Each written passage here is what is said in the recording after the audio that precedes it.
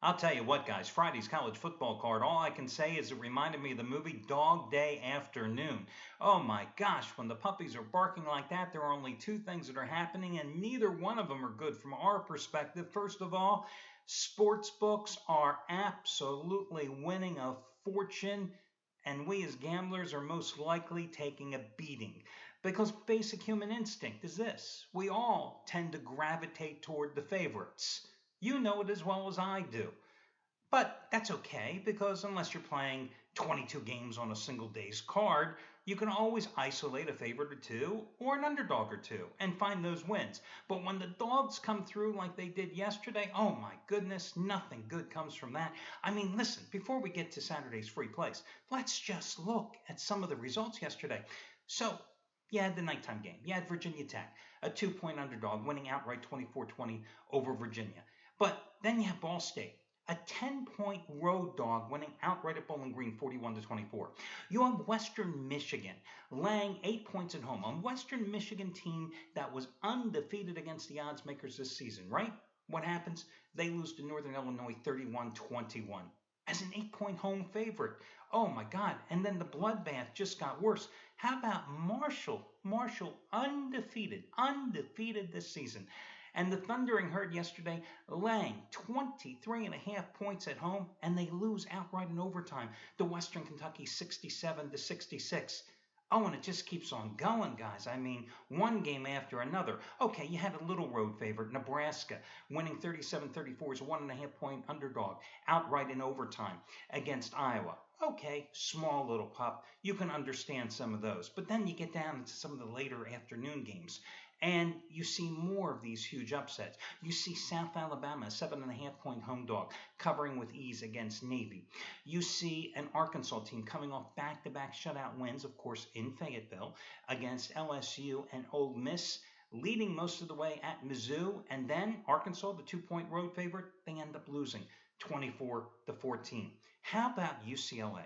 Winners of 5 in a row, and it finally looked like they were going to beat Stanford. Everybody thought this was the Bruins' big opportunity. And plus, they win that game yesterday playing at home. They're playing for the Pac-12 title. What happens? Stanford comes in as a 6-point road dog and beats them again. 31-10. I mean, it wasn't even close. You had Arizona State, a 2.5-point dog in the Territorial Cup in Tucson against Arizona Wildcats, and a wild one, 42-35. And then, of course, the game that bothered me the most yesterday, personally, my best bet on the card, Colorado State, winners of 9 in a row, goes up to Air Force. Air Force shellacked at San Diego State in its previous game, right on the road. Air Force coming back at home, the game being played in Colorado Springs. Colorado State is 7.5-point favorite, and Colorado State loses outright 27-24.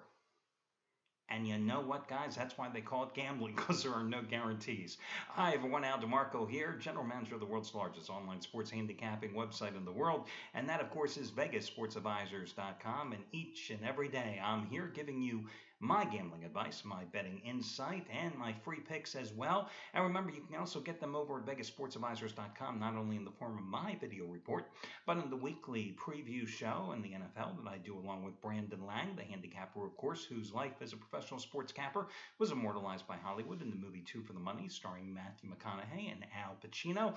Our daily video reports plus Trace Adams as well, all available over at VegasSportsAdvisors.com, where you also have the opportunity not only to get our free picks, but our best bets for free today. Yes, for free.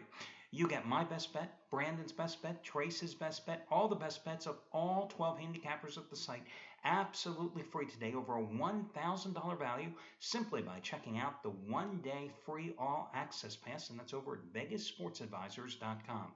One-day free all-access pass. This is a business that in the 20, 30 years it has really been in existence, where most people ask you for something up front before giving you anything. I've never subscribed to that theory. I believe in pulling back the curtain, showing you everything that we have, letting me prove to you that I put together the best group of handicappers on the site to consistently make you money. And what better way to do that than to give you all their plays for free? Free means free, no strings attached, so check it out. One day free all-access trial pass over at VegasSportsAdvisors.com. You get all of our best bets today for free, over $1,000 value. Again, no strings attached. Let's get to your free selections here today. I'm going to take a look at a couple of the games in the Big Ten. First of all, I'm going to go with Ohio State minus 20.5 points at home in Columbus at the Horseshoe against Michigan, and Brady Hoke's probable final game for the Wolverines. Listen, Buckeyes coming off a lackluster performance, 42-27 over Indiana last week, which completed a road sweep prior of Michigan State and Minnesota. They didn't play that well against Minnesota either. They have won 9 in a row. They've scored at least 31 points in all 9 wins since losing their home opener against Virginia Tech when playing in Columbus. They have scored 66, 50, 55, 56, and 42 points. Not too shabby. Of course, they've also played Kent, Cincinnati, Rutgers, Illinois, Indiana, not exactly murderer's row. But who said Michigan deserved to be in murderer's row anyway? I mean, the Wolverines are just a bad team. They're coming off a 23-16 loss to Maryland in their home finale. They scored 21 points combined in their last 2 road games against Northwestern and Michigan State. This is a team that lost at Michigan State 35-11. You remember what Ohio State did at Michigan State just 3 Saturdays ago? For the Buckeyes, this is a game like so many other teams in football today. They need to get those style points to impress the playoff bowl committee, and they might as well take advantage and do it against their biggest rival, Michigan. And don't for a minute think that Urban Meyer hasn't reminded his Buckeyes how last year they were in a nail-biter against the Wolverines as a 16-point favorite. They were lucky to escape with that 42-41 win because Michigan quarterback Devin Gardner last year, 32 for 45, 451 yards, 5 touchdowns, and then Michigan misses a 2-pointer with 32 seconds to play and allows Ohio State to escape. Buckeyes certainly remember that. Listen, Brady Hoke, one of the reasons, and he's soon going to probably be fired, 4-8-1 against the spread. His last 13 as a dog. Ohio State has also won 9 of the last 10 straight up in the series, going 7-3 ATS in that stretch. They have 23 consecutive regular season wins. Could they get caught ahead, looking ahead to the Big Ten championship game? Possibly. But since this game is at home, since the playoff bowl committee is going to be taking notice of the Buckeyes, and since they haven't looked that good the last couple of weeks and they struggled last year and nearly got upset by their arch rival, I think they're going to be focused on this one, and I think that JT Barrett and company come out and put a whooping on the Wolverines. Now, let's also take a look at the game between Michigan State and Penn State. I think the Spartans are pretty cheap here at 14 points. Now, grant you, Penn State has pretty much played close all season long. They've only had 1 loss by more than 7 points.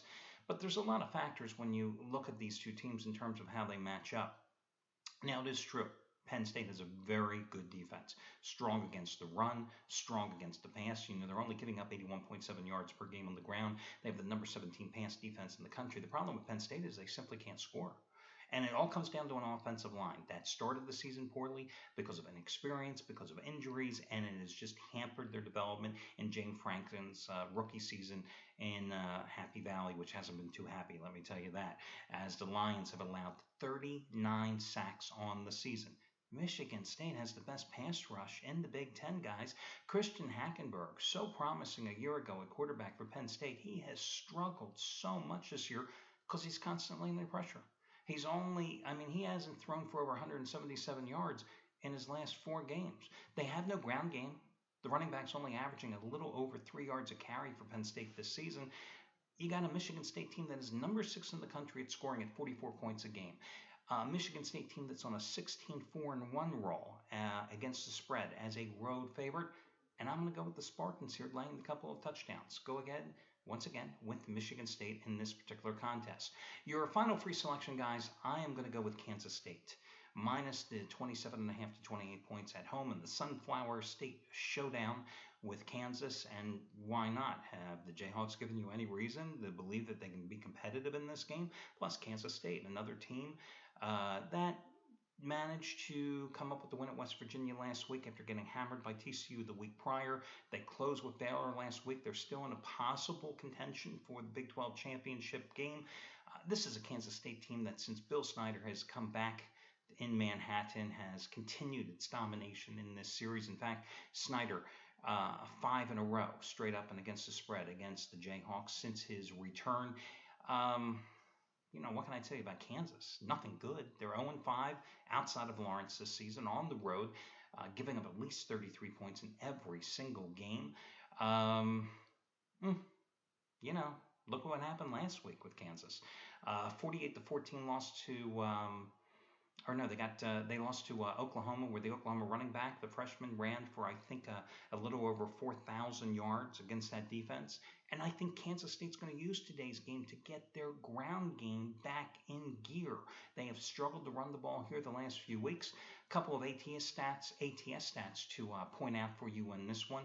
17 career meetings, Snyder, with the Jayhawks. 17, okay? How about 16-1 straight up and against the spread? How about Kansas State on a 16-4 ATS roll overall in the series? How about Kansas State covering 15 of its last 21 games in Manhattan? How about Kansas State covering 7 of its last games overall this season, with the lone loss coming in that TCU debacle a couple weeks ago? How about the fact that Kansas has lost 32 consecutive road games, going 10-21-1 against the spread in that stretch? How about Kansas being 6-14-1 against the spread in its last 21 as a road pup? How about Bill Snyder being 36-13-1? 36-13-1 against the spread in Big 12 games since he returned to resuscitate this Kansas State program. Again, I don't see how you can take Kansas, considering that Kansas State also comes into this game tied for first in the Big 12 in terms of scoring defense, just giving up 21 points a game. I think they could play twice, and Kansas may not score 21 points. So go ahead and lay the big points with Kansas State. Kansas State, Michigan State, and Ohio State. Your 3 free selections for Saturday. Good luck, everybody, and I'll catch you again on Sunday morning.